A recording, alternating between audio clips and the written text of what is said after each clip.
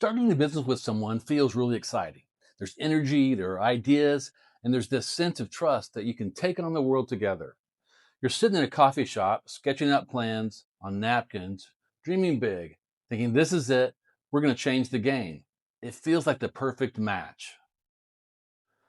I'm Scott Reib, America's Legal Coach. For more than 20 years, I've helped entrepreneurs protect what they're building and avoid costly mistakes and create shatterproof businesses that last.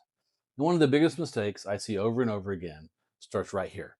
People go into business together full of excitement, but without a plan. At first, everything feels fair. You're both putting in the time, sharing the workload, and splitting the profits. It feels like a true 50-50 partnership, but eventually things start to shift. One person starts working longer hours, the other wants to slow down, and suddenly what felt balanced starts to feel a little uneven. Sometimes it's small. One person buys something for the business without mentioning it. Sometimes it's bigger. Someone makes a major decision without talking it through.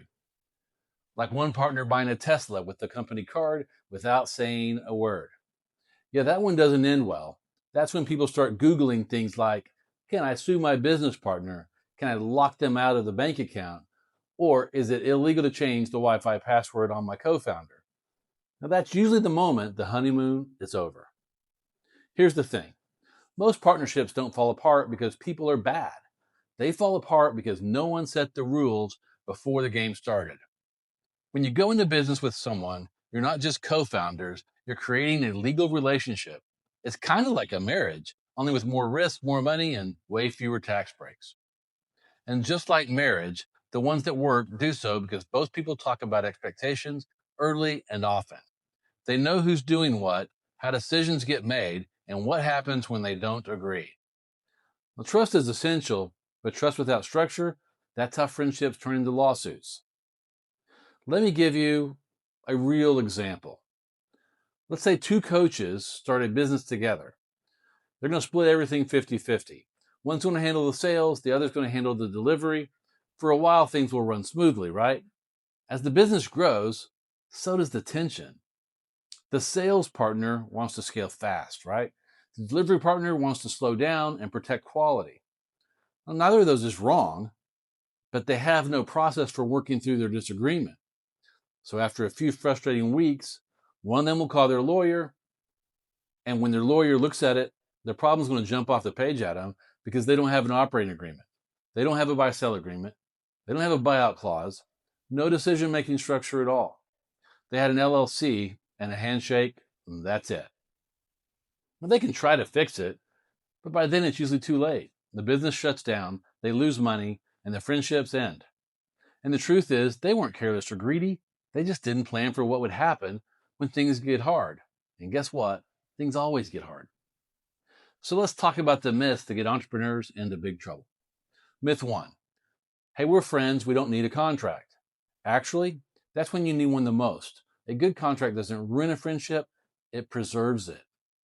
Myth number two. You've agreed on everything already. Maybe you have for now, but memory fades and people change, and paper doesn't. Myth number three. Hey, we're 50-50, so we'll just vote. That sounds fair until you're deadlocked 50-50. Congratulations, you've just become Congress. Myth number four. We'll figure it out when we get there. Well, that's not a plan. That's wishful thinking wearing a suit. So what do you actually need to keep a partnership healthy? Well, first, you need an operating agreement. That's your rule book. It spells out who owns what, who does what, how decisions get made, and what happens if someone quits, disappears, or passes away. Well, second, you need a buy-sell agreement. Now, that's your exit plan. It covers how one partner can buy the other out, how the business will be valued, and how to prevent someone's ex-spouse from suddenly becoming your new business partner. Third, make sure you're clear on who owns the intellectual property. You know, who owns the logo, the website, the client list, the content, all of it. Fourth, choose the right legal entity structure. LLC, corporation, partnership. Now, don't just click the cheapest option online. Get some real guidance. And finally, work with a real lawyer. Not Reddit, not TikTok. Someone who's seen partnerships explode and knows how to keep that from happening to you. Now, if you already have a partner or you're thinking about starting with one, here's what I want you to do. Put everything in writing. Let's review it every year. Decide up front what happens if one of you wants out or just stops showing up. And talk about money before it gets awkward.